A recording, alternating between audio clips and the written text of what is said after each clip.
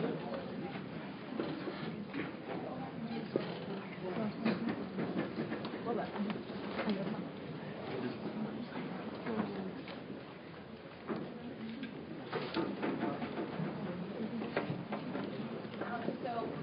two candidates for SGA president are John Darby and Tim Brady.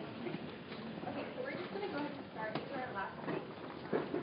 Our first question is, what are some current problems that SGA faces, and if elected, what will be your first order of business to help alleviate these problems? So you both have 2 minutes to respond to these questions, and then reply to each other. Can we start? Sure. Thank you guys for coming out tonight. Just to begin, a little bit about myself. So currently I'm the speaker of the Student Government Organization. So that basically means I run all the legislative sessions and facilitate the voting process. And one of the big concerns that I have for the Student Government Organization and what I want to try to change is the efficiency of our meetings. As a speaker, I have run into the bureaucracy that all candidates have been talking about tonight, and I want to try to fix this and to decrease the bureaucracy as much as I can and to make these meetings more efficient. One of my ideas is to change the speaking order that we currently have for all of our legislative sessions. So right now the legislators get to speak first, and then it's the executive board members, and then it's the public. And what I want to do is I want to allow the legislators and then the public and then the executive.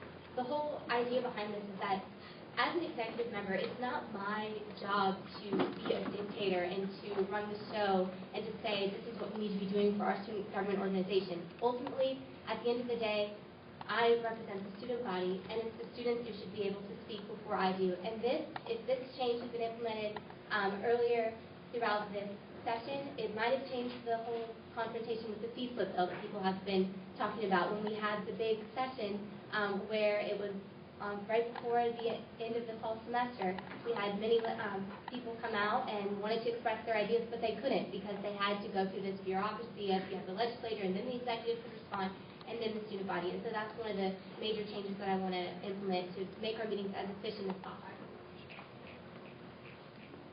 Okay, that's a fantastic point. I think one of the key changes that a lot of people have been touching on tonight, one of the key problems with the Student Government Association is an issue of communication. It came up in the fee split. It's come up in almost every major change the student government has tried to implement. It seems that we make the decision first and engage later, and I want to reverse that process. I want to make sure that we are engaging the community first, creating a committee of advocates for racial and ethnic groups to ensure that they're actively engaged in decision making and asking them how our decisions will affect them in nuanced ways that we don't understand because we're not necessarily members of those communities. I want to do the same thing with religious communities. I believe that the religious communities are a very vibrant part of our university. We currently have a body, IRC, that represents religious communities. I want to establish a liaison that will interface with IRC to ensure that religious communities' needs are represented. Whenever a large decision comes before the Student Government Association, I want to ensure that it is subjected to at least a week of public scrutiny, guaranteed by the Constitution, with an open forum for debate. So if the fee split issue were to arise again, we would have that open forum for debate and hear the community members first before making the decision.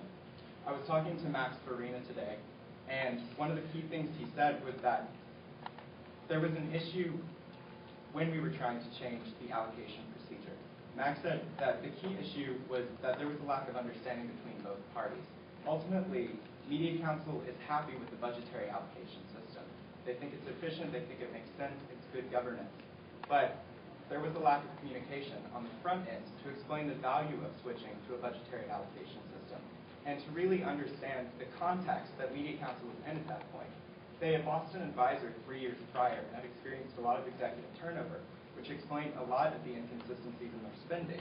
And some of those spending inconsistencies were what inspired the discussion about changing to a budgetary allocation in the first place. So communication is key. Great. So you have 2 minutes to respond to. All right. Well, I couldn't agree with you more, John. I think communication is key. Communication is very important, and one of the ideas that I'm running on is not only that we need to make our SGA meetings more efficient, but that we need to make our SGA more transparent. We need to bridge this communication gap that exists between not only the students and SGA, but even the students and the administration. In my view, I think a lot of people can agree that the student government organization is kind of that liaison between the student body and administrators, especially last year when there were controversies with our president and some statements that were said. The student government was able to pass resolutions and give their opinion to voice the students' concerns. And so one of my ideas is to use our newly updated SGA website to encourage communication, to also utilize Facebook, social media, to be sure that we are responding to students' concerns. One thing I want to have on our SGA website is an open blog that can be unanimous, or students can choose to put their name or whatever club they represent, so that students can be able to express their concerns, interests, and even just give feedback to SGA so that we can better ensure that we are representing the student body. Mentioning the website is fantastic because I think we've made a lot of progress with the website, but I think we still have a long way to go. One of the immediate changes I'd like to make to the student government website is replacing the homepage with a dashboard of actions. So instead of seeing a slider or the faces of the people that represent you, you would see a dashboard that would say, I want to get funding, I want to start an organization. It's action-oriented, so it makes it easier to find what you need on the SGA website instead of digging through menus. I also want to utilize the website to solicit student feedback in a very direct manner. I think that if a student was able to log in with their Emory ID, submit an idea, and then have all of those ideas presented in a list that other students could upvote and downvote, immediately allowing the SGA to see the top 5 or 10 ideas that matter most to students, that would be fantastic. And it's directly tied to an individual, so it's accountable. We can reach out to that student and say, this is a fantastic idea. How can we partner with you? Because I think SGA should be a resource for students, not a roadblock. Students should feel comfortable approaching SGA, knowing that SGA will put the full weight of their resources, administrative connections, and just their good nature behind the ideas of students. I want SGA to empower students to bring their visions to life. Can everyone hear me? Am I loud? Okay, so Kim, this is directed to you. In your interview with The Wheel, you talked about how as an observer, you had a better idea of how to run SGA meetings. You also mentioned that the meetings can be inefficient and too bureaucratic. How will you make the meetings more efficient and representative of the student body? Well, as I mentioned in the Wheel interview, my first year at Emory, I served as the secretary of the student government organization. So I was at all legislative sessions, behind the computer, typing the minutes. And as an outsider, I was able to be just that, and to see the meetings in session, to see how everything worked, and just to kind of get an outside perspective of what the student government organization was about. And then the next year I ran for college-wide representative, and then was endorsed as the speaker of the student government organization now. So I do, as I said, I run the legislative sessions, and I do have policies that I have to follow in terms of bills going on first readings and the daily calendar and such. And I know it's bureaucratic, but one of the major things that I want to change is, as I said, the speaking order, to give the students the chance to speak before the executive or during our legislative sessions, to allow for more communication between the student body and our student government organization. I also want to see if we can maybe tape our SGA meetings, to see if we can have our secretary or even work with the vice president for communications and see if we could have these meetings on our website afterwards, or even see if we could have live streaming of the sessions. I know during the fee split bill meeting at the end of the fall semester, we did have that filmed, which was great because it allowed students the opportunity to see SGA in action if they weren't able to come out to the faculty dining room.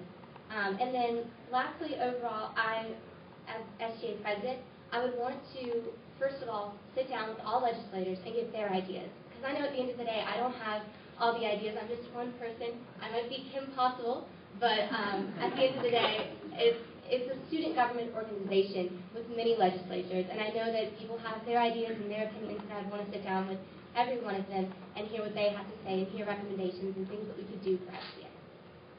Great. John, this one's directed to you. In your interview with The Wheel, you discussed the need for SGA to be more technologically innovative. Can you describe some of the plans you have to increase the use of technology, and the kind of experience you have to implement these changes? Sure. My past experience with technology is, during my freshman year, I was a freshman legislator, and I worked on the communications committee with the then vice president for communications.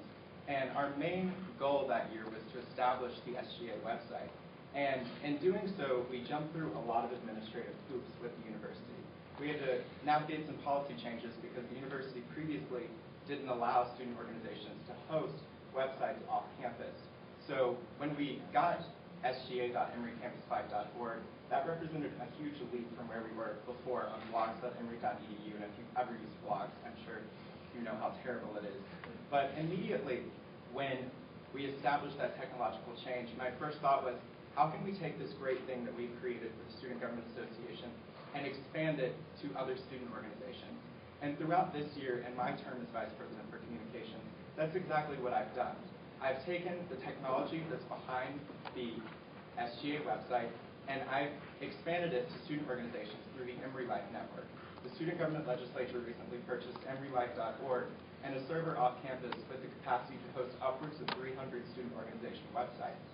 These student organization websites will be free, fast, and efficient, running on the WordPress platform, which is supported by a community of thousands of developers across the world. It'll have plugins, such as a calendaring plugin, where if you're running a student organization website, you can put in all of your events on your calendar, and then those events will populate to the Emory Life calendar. So at a glance, a student looking for something to do on the weekend or on the weeknight can go to emorylife.org and see what's happening across campus. And we've never had that before. I also want to establish a bill incubator, an online forum where representatives in the Student Government Association and divisional councils can post ideas for bills, co-sponsor each other's bills, and refer each other to on-campus resources to reduce the amount of bureaucracy and, excuse the pun, reinventing the wheel that happens every time we try and make changes on campus. So there are just a few ways we can use technology. Okay, I'm going to go off script for just like a second, and I have a question. So it sounds like a lot of your platforms are pretty similar insofar as like the things you want to accomplish. I'll give you both